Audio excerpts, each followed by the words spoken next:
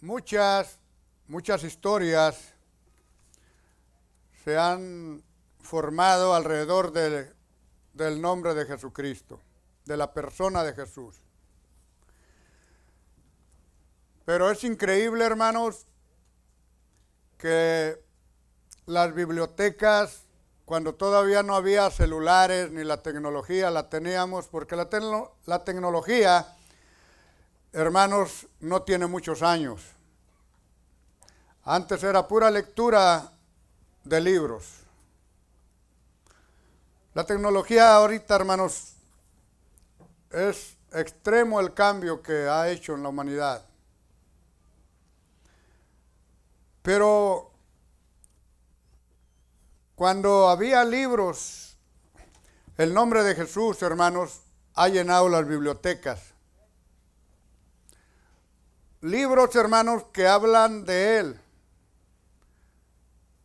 de una manera que lo elevan. Pero también los ateos se han surtido de libros para negar la existencia de Dios y de que Jesús sea Dios. La verdad es esta, hermanos, que cuando Él transforma el corazón de una persona que ha creído en Él, es una evidencia más y una evidencia clara para poder seguir predicando al único que puede salvar al pecador. En Mateo capítulo 1, verso 1 dice así: libro de la generación, o pudiera leerse de la genealogía de Jesucristo. Este es, hermanos, el libro de la genealogía de Jesucristo. Hijo de David, hijo de Abraham. Voy a leer el verso 16 ahora del mismo capítulo. Versículo 16 dice: y Jacob engendró a José, marido de María, de la cual nació Jesús, el cual es llamado el Cristo. De manera que todas las generaciones, verso 17, de manera que todas las generaciones desde Abraham hasta David son 14 generaciones. Y desde David hasta la transmigración de Babilonia, 14 generaciones. Y desde la transmigración de Babilonia hasta Cristo, 14 generaciones.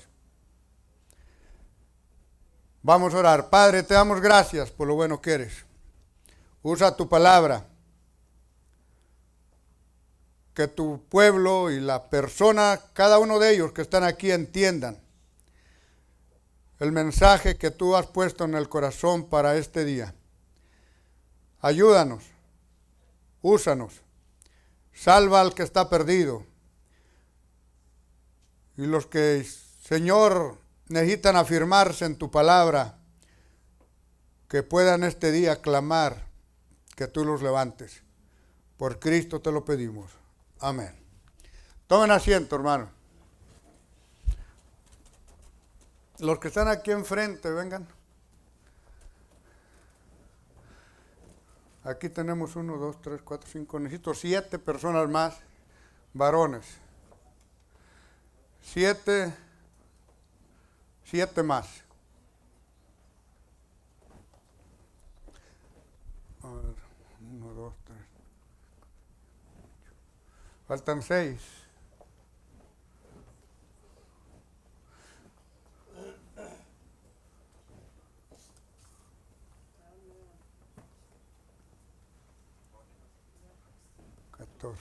Ya con este lo dejamos. Está bien, hermano. Aquí en la mera orilla. Mano Fren, pónganse acá en la orilla. ¿Se recorren?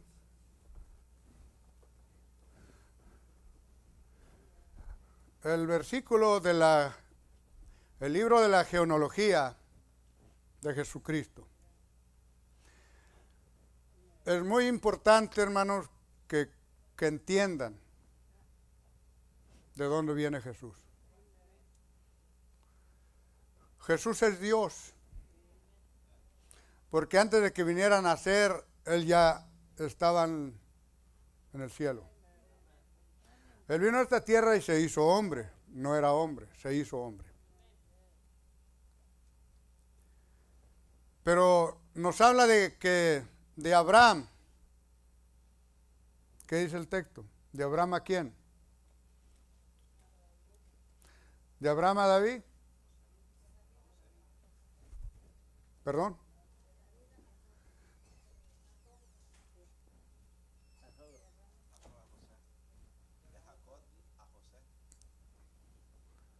¿14 generaciones?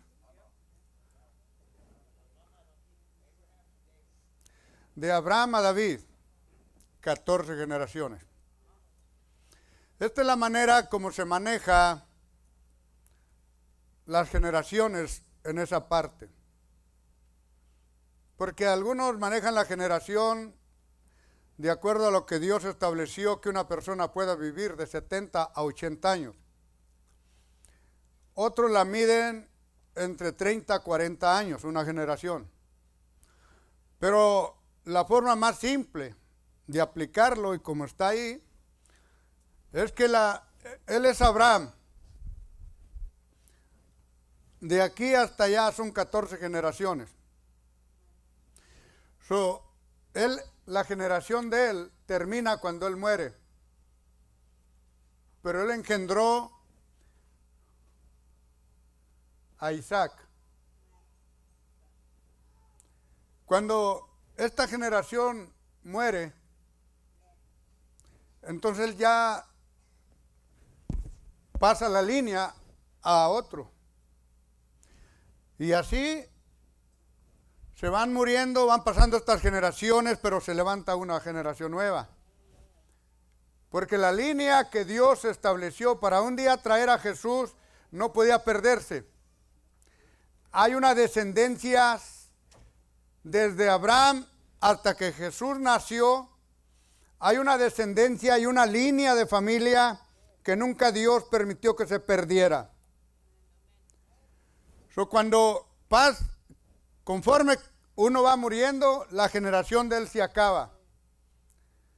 Por ejemplo, nosotros usamos una palabra, los de nuestra camada. Somos de la misma camada. Eso significa que somos de la misma edad. Nacimos, hermanos, casi en el mismo tiempo, y por eso nos consideramos, somos de la misma camada. Somos del mismo tiempo.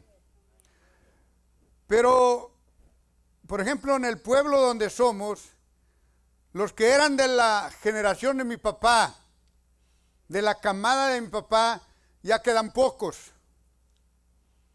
Quedan pocos porque muchos ya se han muerto. Esa generación, hermanos, se va perdiendo. Pero conmigo nace otra. Después con mis hijos es otra. Así, conforme pasaron 14 personas, de él se pasó a él, de él a él, de él a él, hasta que pasaron 14. Esta es la generación de David. Desde Abraham hasta David hay 14 generaciones. Y luego de David hasta la transmigración. La transmigración es cuando el pueblo de Israel fue llevado cautivo a Babilonia, donde se pasaron 70 años. Solo que desde David, ahora comenzamos aquí con David, y volvemos a hacer lo mismo. Se muere David, se levanta Salomón. Salomón engendra a un hijo. Y luego él a otro, y este a otro, y este a otro, y este a otro. Y la línea sigue.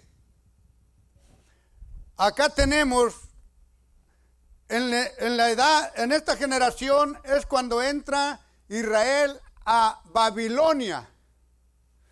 Se llevaron 14 generaciones para que Dios castigara a Israel por toda la idolatría que cometieron desde el principio hasta allá. En otras palabras, Dios es muy paciente con el mundo. Dios no está ignorante, hermano, a la idolatría que hay en todos los países. Dios no está ignorante. La idolatría es el pecado más antiguo que hay. Es el pecado más antiguo que hay. Porque es pecado. Porque la idolatría es cuando tú pones un Dios enfrente del Creador, donde tú le das el crédito a una imagen y no al Creador y al que te da la vida. Se llevaron 28 generaciones para que Dios castigara ese pecado en el pueblo de Israel. Porque Dios le hizo una promesa a Abraham, que fue el primero. Dios de un hombre formó una nación, los hebreos, los judíos, de un hombre, que es Abraham. Después Abraham tuvo a Isaac a Jacob, y después tuvo 12 hijos, de donde nace el pueblo de Israel, las 12 familias, los 12 patriarcas. Pero de los 12 hijos, que él tuvo, de ellos se forma Israel, pero de uno nomás. Nomás de uno, no de los 12, de uno.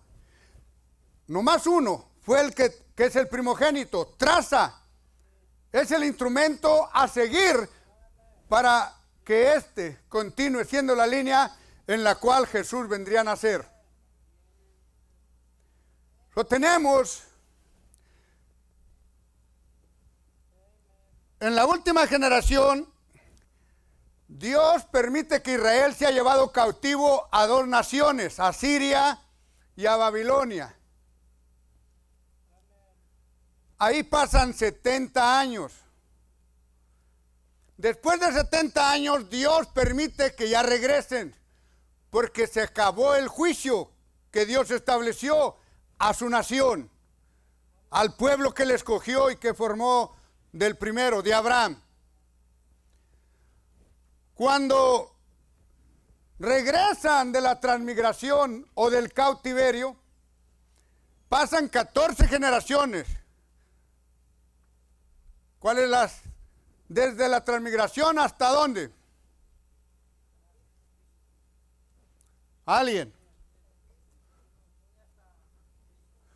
De la transmigración hasta Jesús. Otras 14 generaciones. Aquí, hermanos, en la primera era de Abraham a David, ¿correcto? Bueno, vamos a regresar a la generación de David. Cuando David vive y llega a una edad adulta,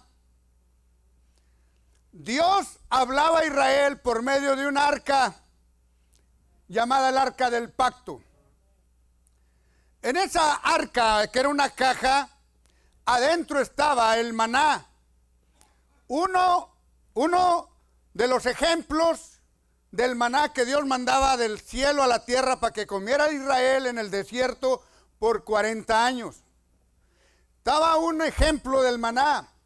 Estaban las tablas de la ley adentro del arca. Estaba la vara de Aarón, la vara que reverdeció, la que le salieron hojas y le salió fruto adentro de esa arca. En el arca había 2 querubines mirando hacia abajo. Ahí es donde Dios se manifestaba y hablaba al pueblo. Dios no se manifestó en una figura. Nunca Dios se manifestó en una persona o en una figura para que la gente no hiciera un Dios de ello. Nomás oyeron su palabra. Nomás su palabra era la que oían. No se manifestó Dios nunca en una imagen. Se manifestó a través de su palabra. Dios hablaba y la gente oía. Cuando vive David, David mira que el arca de Dios estaba en unas cortinas. Había cortinas y el arca dentro. Pero también David mira que él vive en una casa de pura madera de cedro. Y no se sintió bien en su corazón. No se sintió bien, su conciencia le empezó a molestar de que el arca de Jehová estuviera nomás en cortinas y él estuviera mejor, más cómodo él que el arca de Jehová. Miró, hermano, que él estaba en una casa preciosa, de mucho valor, y las cortinas donde estaba el arca de Jehová eran simples. Y en su corazón él quiso levantar un templo para poner el arca de Jehová y que adoraran a Dios en ese templo. David puso en su corazón levantar un templo. Cuando David, hermano, le habla al profeta Natán y le habla de los planes que tiene, el profeta le dice: haz todo lo que tienes en tu corazón, que Dios es contigo. Adelante. Cuando Dios se da cuenta de lo que David quiere hacer, Dios no le permite que él edifique la casa, porque David era un hombre que derramó mucha sangre. Derramó mucha sangre, hermano, y tenía las manos manchadas de sangre. Por esa razón Dios no permitió que David lo hiciera, pero permitió que su hijo Salomón lo hiciera. Él solamente puso material, pero el que llevó a cabo la construcción fue él, la generación siguiente. Yo espero que nosotros pongamos material, que pongamos material donde la generación que viene detrás de nosotros tenga con qué edificar casa. A Dios. Porque no estamos dejando material. No estamos dejando material. No estamos dejando material. No estamos dejando material. La generación que viene, hermano, no va a tener material para levantar el nombre de Dios. Pero Dios le hace una promesa, hace un pacto con David. Cuando David quiere hacerle una casa a Dios, Dios le dijo: tú no me vas a hacer casa a mí. Tú no me vas a hacer casa, yo te voy a levantar una. Yo te voy a levantar una casa. Y la casa de la cual Dios le estaba hablando a David no es una casa de madera, ya la tenía. Está hablando de familia. Está hablando que te voy a levantar una familia y de tu descendencia se va a sentar uno en tu trono para siempre. Dios hace un pacto con David de que de su simiente, aquí va la línea de la simiente de David. David, Salomón, Roboam, y ahí se va de a uno, hasta que llega la transmigración. Salen de la transmigración y pasan 14 generaciones hasta Jesús.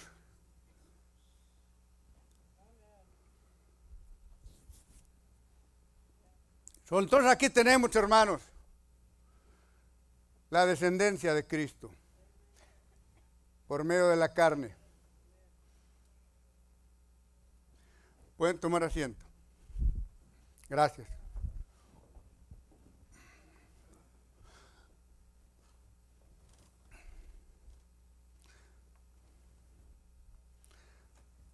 Jesús, hijo de David, es el tema. El título dado a Jesús como el hijo de David tiene su origen en el mismo corazón de David, que en un día, como decíamos, viendo su propia casa de madera de cedro. Y viendo, hermanos, las cortinas donde estaba el arca de Jehová, tuvo en su corazón edificar casa a Jehová. Primera de Crónicas 17:1. Primera de Crónicas, lean la palabra de Dios. Primera de Crónicas 17:1. Y aconteció que morando David en su casa, dijo David al profeta Natán: he aquí yo habito en casa de cedro, y el arca del pacto de Jehová debajo de cortinas. Y Natán dijo a David: haz todo lo que está en tu corazón, porque Dios es contigo. Ahí, hermanos, donde David en su corazón está viendo que el lugar donde está el arca de Jehová es de mucho menos valor al lugar donde él está viviendo. Tengamos mucho cuidado, hermanos, escúcheme bien. Tengamos mucho cuidado, porque fue lo que Dios le advirtió a Israel. Cuando entres a la tierra que yo te doy, cuando entres a la tierra que yo te doy, tierra que fluye leche y miel, no te vayas a olvidar de mí. No te olvides de mí. Porque cuando te hagas tus casas enmaderadas, cuando se te aumenten los bienes, no te olvides de mí. Dicho y hecho, lo que Dios le dijo que no hicieran es lo que hicieron. Llegaron a estar tan cómodos que pensaron que ya no necesitaban a Dios. Y esa es la actitud que el corazón de la persona puede llegar a tener. Puede estar también la persona cómodamente donde piensa que no necesita a Dios. Puede estar económicamente bien. Puede estar de salud muy bien. Puede estar, hermano, en todo su alrededor, todo está bien. Que cuando usted quiere hablarle de Cristo, él piensa que no necesita eso. No pueden ver la necesidad de que más que lo material necesitan, hermano, a Cristo en su vida. Porque las cosas materiales se quedan. No nos llevamos nada, y cuando te mueras, no te vas a llevar nada. Y si nunca recibiste a Cristo como tu Salvador, estás perdido. No porque yo lo digo, Jesús lo dice.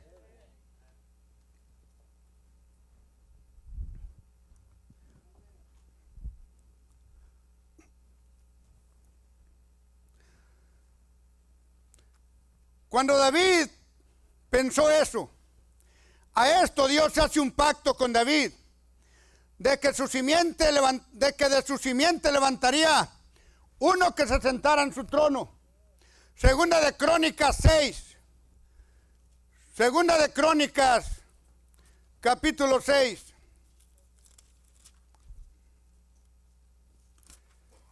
En el versículo 7 y 8. Salomón está hablándole al pueblo. Dice el verso 7, y David, mi padre, tuvo en el corazón edificar casa al nombre de Jehová, Dios de Israel. David, mi padre, tuvo en el corazón edificar casa al nombre de Jehová, Dios de Israel. Mas Jehová dijo a David, mi padre, respecto a haber tenido en tu corazón edificar casa a mi nombre, bien has hecho en haber tenido esto en tu corazón. Bien has hecho. Oiga, hermano, ¿cómo Dios aprecia cuando usted reconoce que Dios lo ha bendecido y que usted ha tratado a Dios, lo tiene en unas cortinas? Estamos tan tan económicamente bien y tratamos a Dios, hermano, lo tenemos en medio de cortinas. Al buen entendedor, pocas palabras. Lo que quiero decirles es que como usted trata a Dios o tratamos a Dios, es el amor que estamos mostrando tener. Cuando no apreciamos, hermanos, los servicios, no apreciamos la palabra de Dios, no apreciamos servirle, no apreciamos el dar a la obra de Dios. Eso nos pone como si tener a Dios en la cortina y nosotros bien cómodos en una casa tan grande de cedro. Estamos orgullosos de la casa. Pero déjame preguntarte, ¿dónde tienes a Dios? ¿Cómo tienes a Dios en tu vida? ¿Cómo lo tratamos?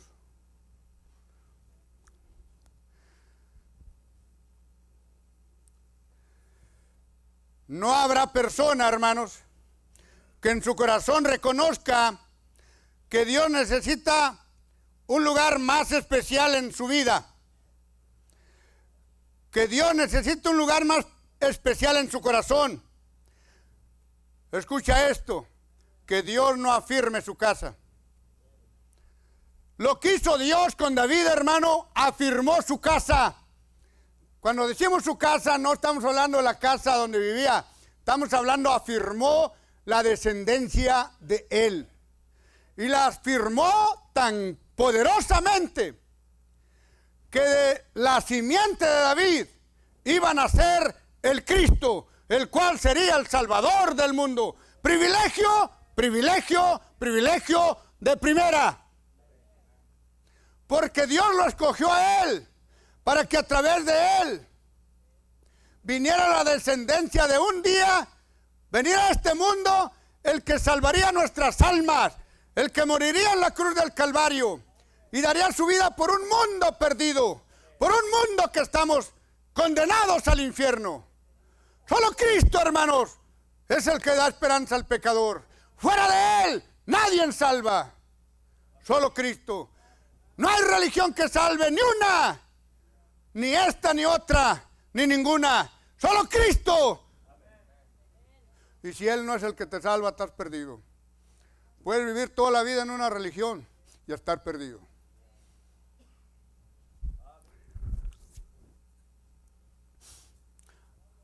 Recuerdo cuando me dijeron, usted ya cambió de religión. Le dije, no, yo no cambié de religión. Dios me sacó de la religión. Ahora soy hijo de Dios. Que no entienden, hermano, como nosotros no entendíamos tampoco antes.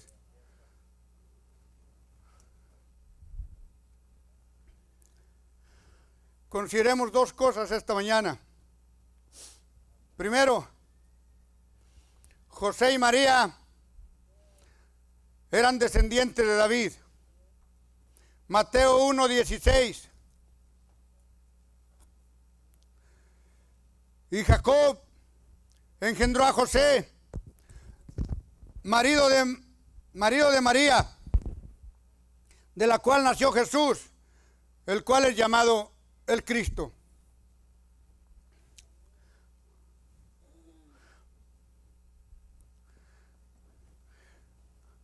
Déjenme decirle esto, hermanos.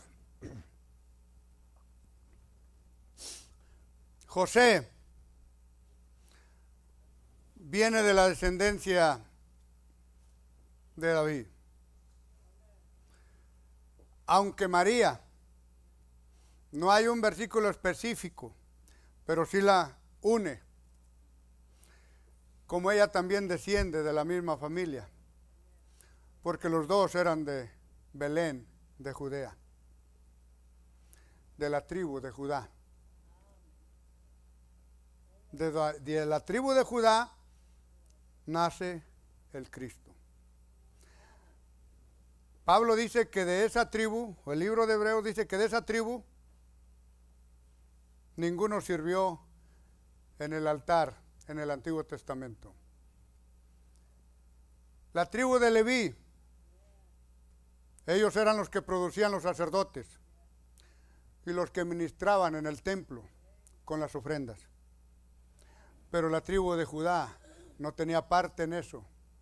Pero Dios le tenía a Judá un lugar más privilegiado, que a través de su descendencia naciera el Cristo. So, tenemos aquí, hermanos, cómo Dios está cumpliéndole a David el pacto, porque ya ahora viene el Cristo. Cuando David, hermano, recibió esa promesa, ¿cuántas generaciones no tuvieron que pasar para que vinieran a ser el Cristo? El que se sentaría en su trono. Y aquí, hermanos, hay un misterio, como dice Pablo en sus epístolas. Aquí es donde entra un misterio que después Pablo le he revelado y queda descubierto el misterio oculto aún a los profetas en el Antiguo Testamento. Porque Jesús, hermanos, viene a este mundo para cumplir que Él es el hijo de David por descendencia. Él es el hijo de David, el que estaba prometido generaciones y generaciones antes. Cuando Él nace, Él viene a hacer el cumplimiento. Pero escuche bien, Él vino a nacer, a los suyos vino y los suyos no le recibieron. Cuando no le reciben los judíos, entonces se cumple otra promesa que Dios había hecho ya. Dios había hablado a Israel: te provocaré a celos con gente que no es del pueblo tuyo. Te voy a provocar a celos. ¿Sabe por qué Dios dijo te voy a provocar a celos? Para que el pueblo pudiera sentir lo que Dios siente. Cuando ellos se iban detrás de las imágenes, detrás de los dioses ajenos, Dios, hermano, estaba celoso, porque Él era el que les daba todos los alimentos. Les daba, hermano, lo que ellos ofrecían a los dioses paganos. Les ofrecían ofrendas, frutas, animales. Le estaban ofreciendo lo que Dios les daba a ellos. Por eso Dios, hermano, aunque se tardó mucho para castigarlos, tenía que castigarlos, porque el pecado no se va a quedar sin castigo, Señor. Se tardó. Mire, usted puede vivir como usted quiera. Y usted dice que al cabo Dios no me hace nada. Todo me va bien. Mucho cuidado, porque Dios no pasa por alto el pecado. Tarde o temprano el pecado lo va a alcanzar. Un día Dios va a castigar el pecado. De Dios no nos burlamos, hermanos. Escúchenlo, escúchenlo. Dios no puede ser burlado. Todo lo que el hombre siembra es lo que va a cosechar. Usted siembra indiferencia. Órale, siembre indiferencia. Siembre indiferencia a lo que Dios dice. ¿Qué es lo que va a cosechar? Indiferencia de Dios hacia usted. Lo mismo que usted, la misma actitud que usted tiene para Él, es la que usted va a recibir al rato. Él dijo: cuando me hablaren, cuando oraren, yo no voy a oír. Dios le dijo a Jeremías: ya no ores por este pueblo. Ya se había acabado el tiempo. Les dio prórroga y hasta la prórroga se la aventaron. Les dio tiempo, hermano, de más. Llegó a un punto donde Dios dijo a Jeremías: ya no ores más por este pueblo, porque no te voy a oír. ¿Por qué Dios cerró sus oídos a la oración ya? Porque Dios se cansó, hermano. Dios se cansó de mandarles profetas, de mandarles predicadores. ¿Qué hacían con ellos? Los perseguían, los menospreciaban, los mataban, los rechazaban. Ahora está cansado Dios. Ahora Dios ya no quiere oír nada. Ya no ruegues por esa gente, ya estuvo. No te voy a oír. Y no lo oyó. Los entregó en cautiverio por 70 años.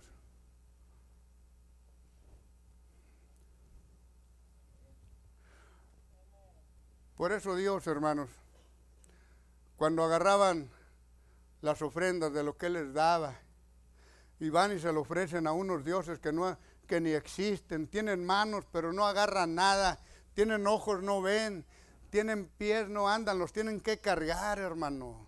Mire de dónde venimos nosotros, de un país, hermano, pagano. Nuestro México, hermano, estábamos hundidos y nuestros compañeros todavía están ahí que necesitan a Cristo, hermano. ¿Y cómo vamos a sacarlos de allí? Pues diciéndoles la verdad. Pecamos más ocultándoles la verdad. Somos responsables de que se nos diga la verdad. Si nos molesta, hermano, la verdad, eso no es problema. La verdad nunca va a dejar de ser verdad.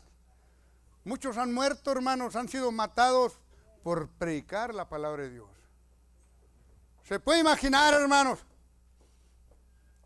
que usted toma de la fruta que Dios le ha dado, del dinero que Dios le da, y va y ofrece sacrificios a dioses paganos que no tienen poder, dijo Dios, ni para hacer bien ni para hacer mal? Todo lo que tiene que hacer es leer Isaías 40, Salmo 115. Ahí está, bien claro, en cualquier Biblia.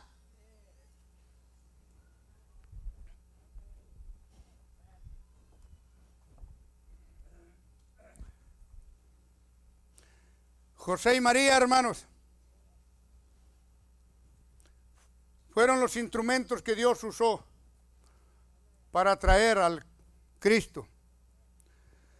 En la persona de Cristo, esto es importante, hermanos, en la persona de Cristo se unieron dos eventos importantes.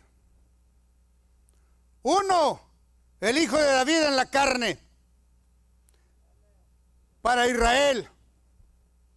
El Hijo de David en la carne como cumplimiento al pacto que Dios hizo con David. De tu simiente voy a levantar el Cristo.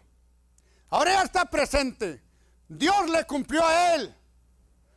Pero también la otra cosa, hermanos, el Cristo, Hijo de Dios. Cristo como Hijo de Dios. Estoy hablando, hermano, que cuando Cristo vino, dos eventos se unieron en su persona. En la carne, para cumplir a David el pacto. Y como Hijo de Dios. Por eso José, hermano, no fue el que engendró de María a Jesús, sino que el Espíritu Santo, Dios mismo, engendró por el Espíritu Santo en la persona de María, que se formara en su vientre lo que sería llamado Hijo de Dios. Y se llamaría Hijo de Dios porque Dios lo engendró en ella a través del Espíritu Santo. En Jesús, en la persona de Jesús, se unen, hermano, también dos naturalezas. El Cristo en la carne y el Hijo de Dios. En la carne se cansaba. Como humano tenía sueño, dormía. Como humano comía. Como humano, hermanos, vivió como nosotros. Pero como Hijo de Dios podía decir al mar, calla, enmudece. Como Dios podía caminar sobre las aguas. Como Dios podía decirle a los demonios, salgan fuera. Como Dios tenía poder. Como Dios, hermano. Porque Cristo, en Él habita toda la plenitud de la deidad. Toda la plenitud de la deidad.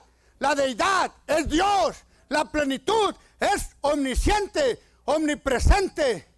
Es todopoderoso. Por eso a Jesús no necesitaba a nadie, hermano, decirle, mira cómo anda aquel. Él sabía y conoce el corazón de todos. Jesús conocía hasta los pensamientos que estaban pensando. ¿Por qué Jesús conocía los pensamientos? Porque Él es Dios. ¿Por qué conocía lo que estaban hablando allá? Porque Él es Dios. No importa dónde estés, no importa dónde estemos, Él sabe lo que estamos haciendo y qué estamos hablando y qué estamos pensando. ¿Tú crees que no vamos a escapar? El que hizo la mente, ¿tú crees que a ti se te olvidan las cosas? A Dios no se le olvidan. Y nos las va a traer a cuentas. Aún las cosas que, toda la vida, hermano, va a pasar.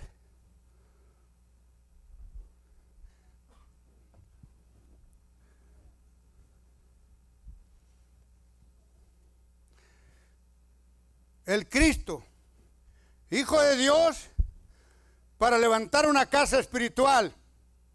Esto es interesante y es importante para que conozcan la doctrina de Jesús. Como Hijo de Dios, para levantar una casa espiritual. El apóstol Pedro dice que como piedras vivas, edifiquemos para Dios una casa espiritual, para que en ella more Dios.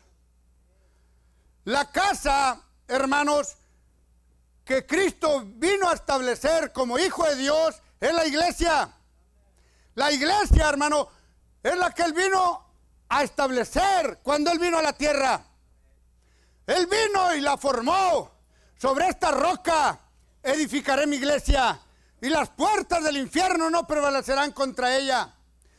Cristo, hermano, dice, establezco mi iglesia y la confirma cuando manda el Espíritu Santo el día de Pentecostés. Y en ese día, hermano, todos son llenos del Espíritu de Dios.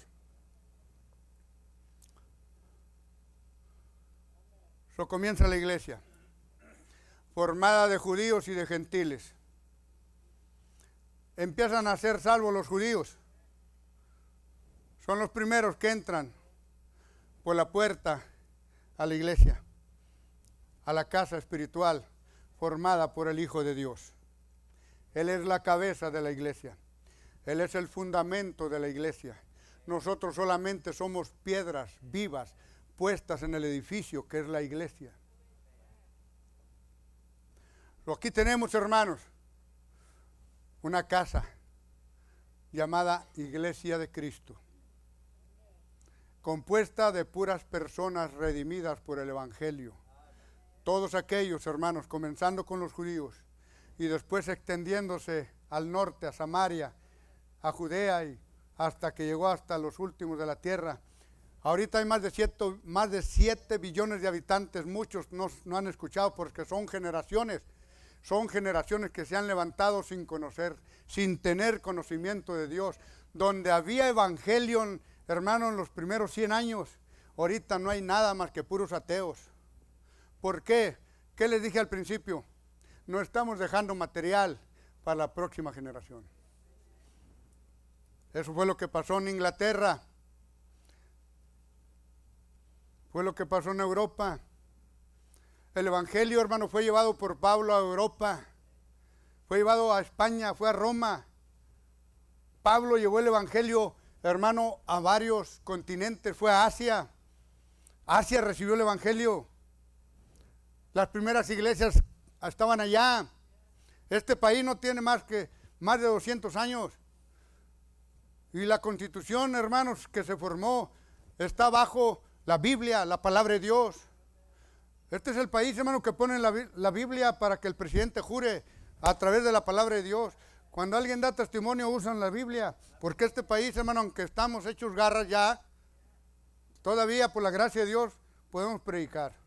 Pero si no se cuida este país, hermano, de proteger el evangelio, al rato vamos a ser igual que aquellos países donde estaba el evangelio con fuerza, salían misioneros para todas partes. Ahorita no están saliendo nada, están recibiendo porque necesitan. ¿Por qué? Porque ha habido generaciones que se levantaron que no conocían que había un Cristo. Mire sus hijos. Mire sus hijos. Miremos nuestros hijos. Tenemos que dejarle material para que vivan para Cristo. Y ellos tienen que ser responsables de dejarle material a los hijos de ellos para que Cristo todavía se predique en la generación de ellos.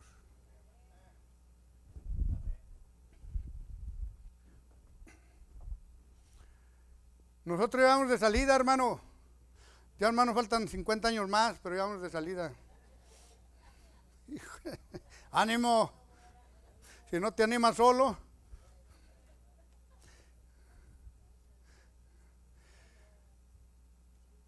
Cristo, hermanos, como hijo de Dios, levantó una iglesia, una casa espiritual. Como hijo de David. Como hijo de David cumplirá la promesa que le hizo a David de que se sentaría en su trono.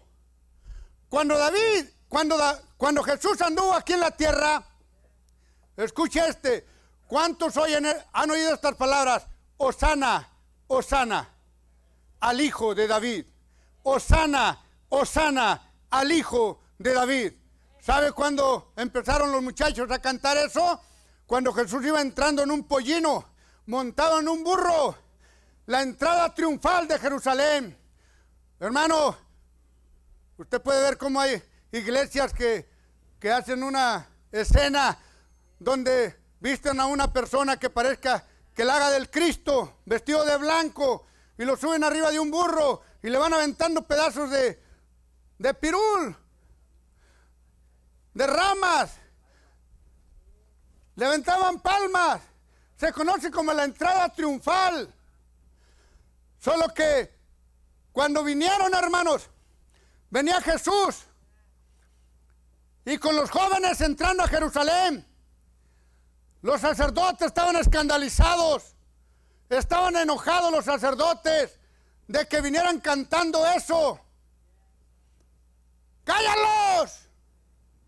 No querían oír eso, porque ellos no creían que Jesús era el hijo de David. Pero cuando entró Jesús, no entró para sentarse en el trono. No se ha sentado en el trono. Entró para cumplir las profecías de Isaías 53. Como cordero fue llevado al matadero. Porque la iglesia era un misterio que estaba por brotar la luz. Y cuando Cristo muere en la cruz del Calvario, se abre, hermano, la puerta al mundo entero. No nomás a los hebreos, no nomás a los judíos, porque Dios había dicho, te voy a provocar a celos con gente que no es pueblo de Dios. Cuando los gentiles venimos, hermanos, cuando los gentiles que no éramos judíos, no éramos hebreos, ahí vamos, hermano, empezaron a convertirse, se empezó a convertir, hermano, el eunuco de Candance, ese hombre moreno, hermano, de Etiopía, en el capítulo 8 de los Hechos, se convierte. Felipe le habla a un moreno, hermano, de color morena, de Etiopía. Es salvo, se bautiza. Y los gentiles empiezan a ser salvos. ¿Y qué pasó con los judíos? Se enojaron. Se enojaron. ¿Se acuerda cuando Pedro tiene un sueño arriba? Pedro está en la azotea de su casa orando a mediodía. Y mientras su esposa le está haciendo de comer abajo, en la cocina. Y mientras prepara los alimentos, él está arriba orando. Y cuando está arriba orando, Dios le muestra una visión. Y en la visión mira a Pedro que baja un paño, una manta que viene llena de animales inmundos, de los cuales los judíos era prohibido que comieran.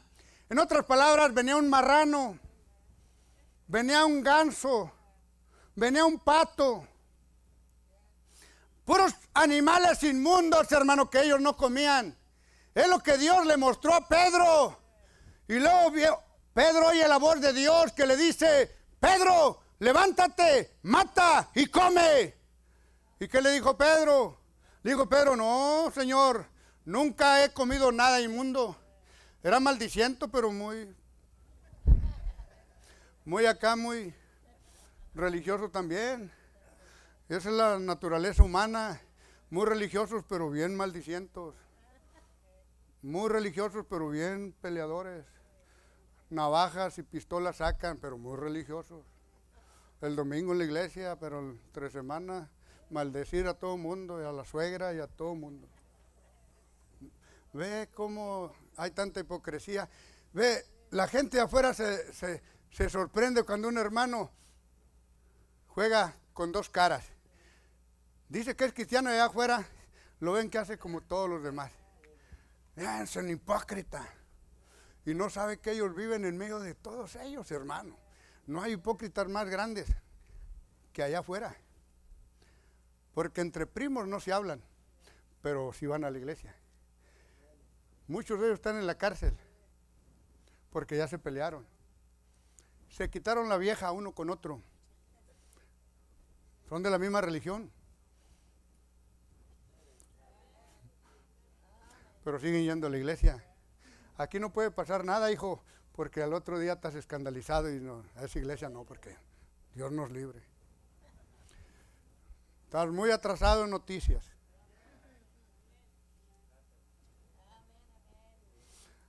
Como dijo Cantinflas, da coraje. Da coraje. A Dios le dio coraje, hermano, también. Dijo, vas a ver lo que voy a hacer contigo, tremendo. Te voy a provocar a celos. Voy a abrazar a alguien que no es de ustedes. Y empezó a abrazar al moreno, hermano. Ahora tú eres mi hijo.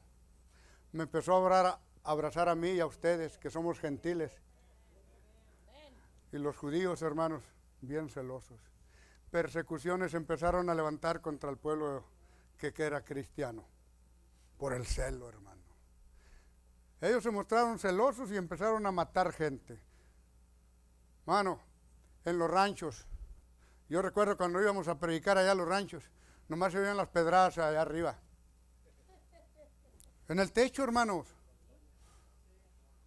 ¿Quién los apedreaba? ¿Quién nos estaba tratando de apedrear? Puertas y al techo no sonaban las piedras.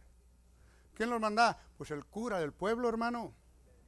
Vayan a apedrear a los hermanos. Y ahí van los pobres feligreses a aventar rocas y a aventar palos y a amenazar y a maldecir. Esos son los que supuestamente van al cielo. ¿Tú crees que van a entrar al cielo si no tienen amor ni entre ellos? ¿Amarás a tu prójimo? Es uno de los 10 mandamientos, hijo. Amarás a tu prójimo como a ti mismo. Amarás a tu prójimo como a ti mismo.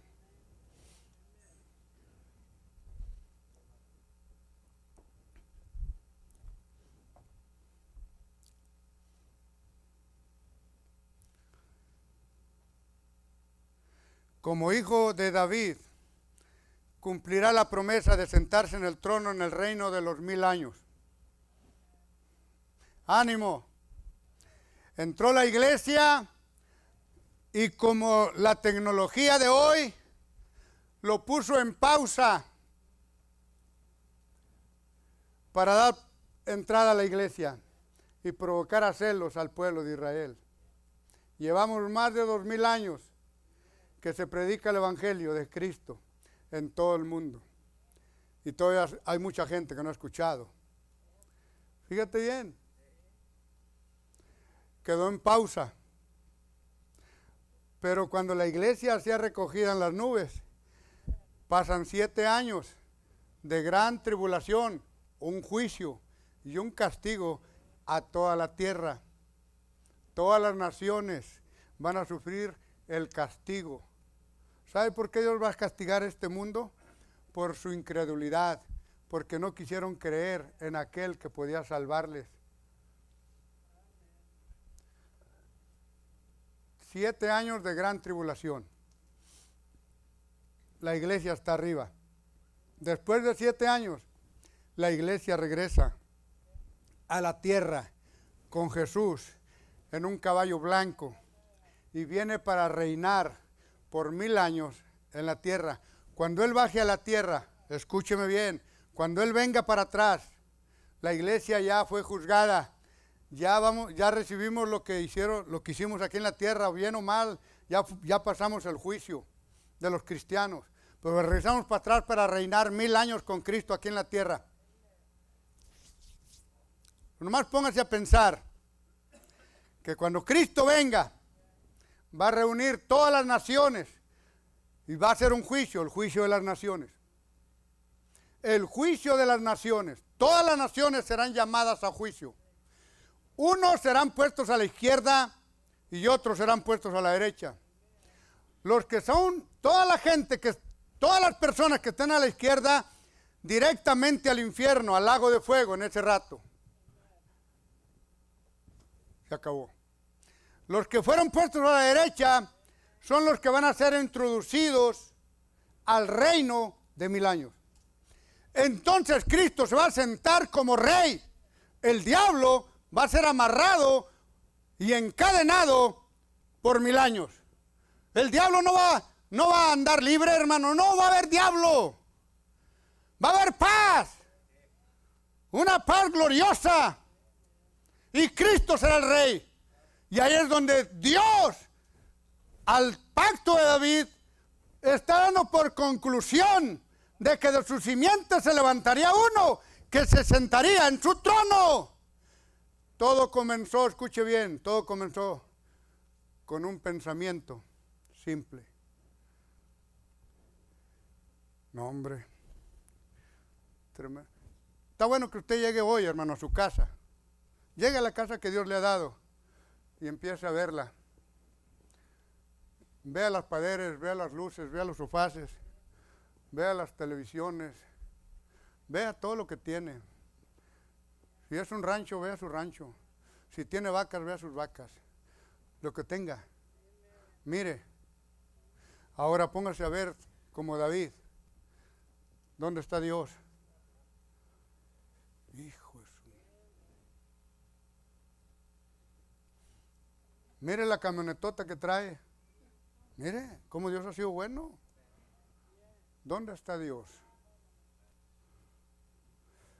Hermano, cuando usted prende la música en su troca, en su carro, y empieza a escuchar canciones que hablan de licor, hablan de infidelidad, hablan de amor perverso, ¿usted cree que Cristo va a estar ahí escuchando todo lo que usted va oyendo? Eso nomás es por fuera, pero ¿qué hay en su propio corazón? ¿Sabe por qué necesitamos arrepentirnos? Porque somos pecadores. Somos pecadores, hemos pecado contra el Señor. Cerramos diciéndoles esto, hermanos.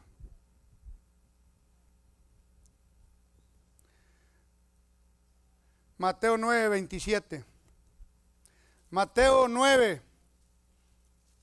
27. Y pasando Jesús de allí, le siguieron 2 ciegos, dando voces y diciendo: ten misericordia de nosotros, hijo de David. Ten misericordia de nosotros, hijo de David.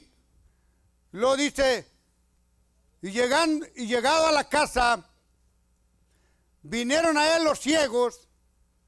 Jesús les dice: ¿creéis que puedo hacer esto? ¿Creéis que puedo hacer esto? Ellos dicen: sí, Señor. Sí, creemos que lo puedes hacer. Entonces tocó los ojos de ellos, diciendo: conforme a vuestra fe os se ha hecho. Y los ojos de ellos fueron abiertos. Y Jesús les encargó rigurosamente, diciendo: mirad que nadie lo sepa. Mas ellos, salidos, divulgaron su fama por toda aquella tierra. ¿Sabe por qué Jesús, hermano, les dijo a los ciegos después de que los sanó? No le digan a nadie. Escuche bien por qué. Porque todavía estaba dentro del tiempo como hijo de David. No era la hora todavía de introducirse como el que iba a establecer su iglesia. Respetó Jesús todo lo que la ley estableció. no podía adelantarse. Los ciegos, ellos fueron y dijeron, ¿saben qué? El Hijo de David nos sanó. Pero de parte de Jesús no hubo quebrantamiento de la ley. Él les dijo, no le digas a nadie. Pero ellos no obedecieron, se fueron, dijeron, publicaron el nombre de Jesús por toda aquella región. Amén. A nosotros nos ha mandado y estamos al revés. No salemos. Mateo 20:30. Mateo 20:30. ¿Lo tienen? Dice, y aquí dos ciegos sentados junto al camino. Como oyeron que Jesús pasaba, clamaron diciendo, Señor, Hijo de David, ten misericordia de nosotros. Y la gente les reñía para que callasen, mas ellos clamaban más, diciendo, Señor, Hijo de David, ten misericordia de nosotros. Y parándose Jesús los llamó y dijo, ¿qué queréis que haga por vosotros? Ellos le dicen, Señor, que se han abierto nuestros ojos. Entonces Jesús, teniendo misericordia de ellos, les tocó los ojos y luego sus ojos recibieron la vista y le siguieron. Estos hombres estaban ciegos de vista, hermano, pero pudieron ver con los ojos de su corazón que Jesús era el Hijo de David. Ellos no pudieron ver con los ojos, hermano, no pudieron ver su persona, pero pudieron creer lo que muchos contaban de Jesús, que era el Cristo, que era el Hijo de Dios, que era el Hijo de David. Cuando unos lo oyeron que pasó allí, le gritaron, ten misericordia de nosotros. Dijo Jesús, ¿qué quieren que haga? Pues que nos abra los ojos. ¿Qué hizo el Señor? Les abrió los ojos. Ellos estaban ciegos, pero pudieron ver que Jesús era el Hijo de David. Creyeron que Él era el Cristo. Usted y yo puede que tengamos ojos físicos, podemos ver, pero ciegos del corazón. No hemos podido reconocer que necesitamos, no podemos ver que estamos perdidos. No podemos ver que estamos caminando rumbo al infierno. No podemos ver que necesitamos el perdón de Dios. Eso no lo podemos ver, estamos ciegos de acá. Pero si usted clama, escúcheme bien, si usted clama, si usted mira la necesidad que usted tiene, usted se va a morir, va a ir al juicio. Pero si usted mira la necesidad que usted tiene en su propia vida, de pedirle a Cristo que le salve, porque Él es el único que lo puede hacer. Si usted mira eso y le pide, Señor, perdóname, soy un pecador, sálvame. ¿Sabe qué va a hacer Jesús? Va a perdonarle y va a salvarle. Como lo hizo conmigo y lo ha hecho con muchos. Todo rostro inclinado.